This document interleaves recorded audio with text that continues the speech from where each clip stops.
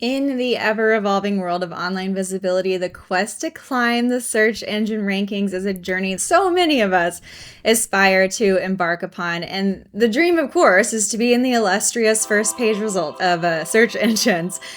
Here's a little secret that seasoned SEO experts understand. There is gold to be found beyond the limelight of the first page. Because when it comes to SEO, the allure of targeting these high volume, top ranking keywords can be super overwhelming. Because who wouldn't want to claim the prime spot on the first page with a widely searched term? So that makes sense, but that's where SEO enthusiasts actually fall into a common trap.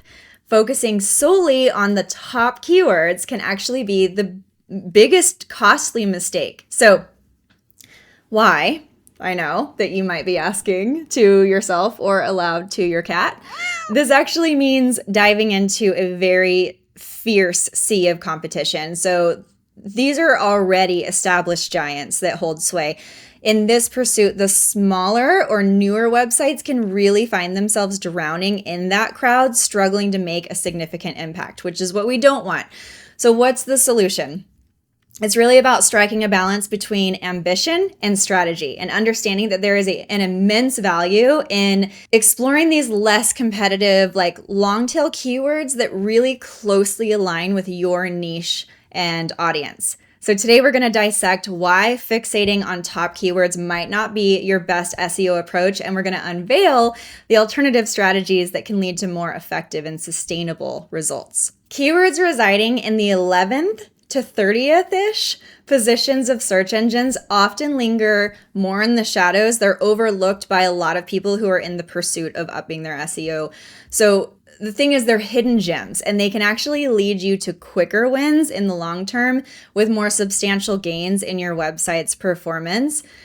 Because using keywords within like the 11th to 30th position, it's often referred to as like, you could look at it as the second or third page of search engine results. That can be strategically beneficial, and it's for several reasons. The first is you have lower SEO competition. So keywords in that range, compared to those on the first page, it's actually easier to apply them and see like quicker results. Because the high competition keywords on that first page can be really challenging to rank for, especially with newer or smaller websites.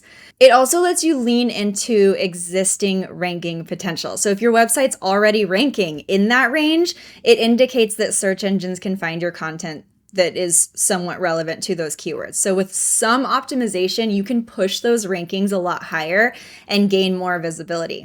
It's also going to allow you to have better click-through potential, click-through rates, it's CTR. Because although results on the second or third page of search results, even though those might receive fewer clicks compared to the ones on the first page, they still get traffic, like a lot of traffic.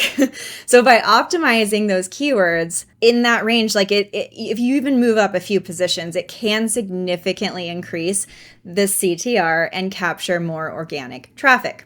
It also gives you conversion opportunities. So keywords in the 11th to 30th position might be more specific in like the long tail keyword phrase nature, and that can align better with user intent. So higher conversion, since the traffic that you attract is more likely to be genuinely interested in your specific content and specific product. So as you optimize for and improve rankings for keywords in this range, you build momentum and authority in your niche. And that can, over time, really help you tackle more competitive keywords later on as your website gains that credibility with search engines. So it's evident that the SEO world is dynamic and multifaceted, and we've looked at these layers of misconceptions surrounding it, so I want to actually challenge you to this alternative path. So I want you to strategically explore the keywords positioned between pages 2 and 3 that someone would search if they're searching for your content. But look at the ones between pages 2 and 3, because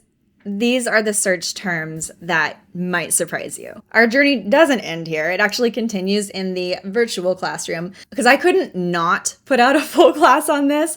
So if you want to dive way deeper into the world of SEO, from scratch and gain just practical insights that you can apply right now, I'm going to invite you to join me in my very quick SEO Quick Start class. It's breezy. It's designed to be a quick start guide. It offers an uncomplicated, strategic approach to SEO. So you're going to learn SEO Made Simple. We'll break down the complexities for straightforward, easy to follow steps. These are effortless. You can dive into practical techniques. You're going to start using them right away, even if you have no prior SEO knowledge. On-page, off-page SEO, you're going to learn basics of optimization in a jargon-free, actionable manner. And that includes leveraging social media effectively, because I know that's a big one. Quick technical insights, gaining an understanding of essential technical aspects. So mobile optimization, broken link building without confusion, creating content that ranks. So crafting content that search engines really love, guided by easy to follow guidelines.